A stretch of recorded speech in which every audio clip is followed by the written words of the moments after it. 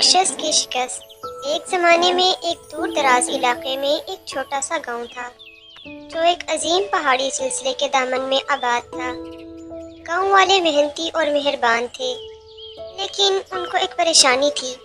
हर रात एक राक्षस आता और उनकी फसलें चुरा लेता। देहातियों ने राक्षस को रोकने की हर मुमकिन कोशिश की, लेकिन कुछ काम ना हुआ। वो थक गए और ना उम्मीद हो गए और जल्द ही वो अपने आप पर और एक दूसरे पर एतमाद खोने लगे। एक दिन पिंकी नामी एक नौजवान लड़की ने फैसला किया कि वो राक्षस को शिकस्त देने की कोशिश करेगी।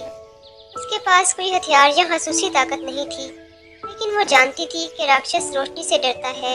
लिहाजा उसने राक्षस को शिकस्त देने के लिए अपनी अकल और बहादुरी का इस्तेमाल करने का फैसला किया।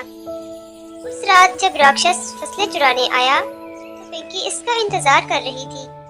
उसने गांव की तमाम मोमबत्तियां इकट्ठी करके खेतों में रख दी थी। जैसे ही राक्षस करीब आया, उसने मोमबत्तियां रोशन की और खेत रोशनी से भर गए। राक्षस ने गुस्से से गरजते हुए मोमबत्तियां बुझाने की कोशिश की, लेकिन पिंकी तेज और फुर्तीली थी। वो मजीद मोमबत्तियां जलाती रही और रोशनी को चमकाती रही। थोड़ी देर के बाद राक्षस थक गया और हार मान ली। ऐसी बहादुरी और चालाकी का सामना उसने पहले कभी नहीं किया था। पिंकी ने गांव को बचाया था और उस दिन से गांव वाले जानते थे कि आप चाहे कितने ही छोटे क्यों ना हो, अगर आप में हिम्मत और नेक दिल हो तो आप बड़ी कामयाबियां हासिल कर सकते हैं और वो खुशी खुशी जिंदगी गुजारते रहे।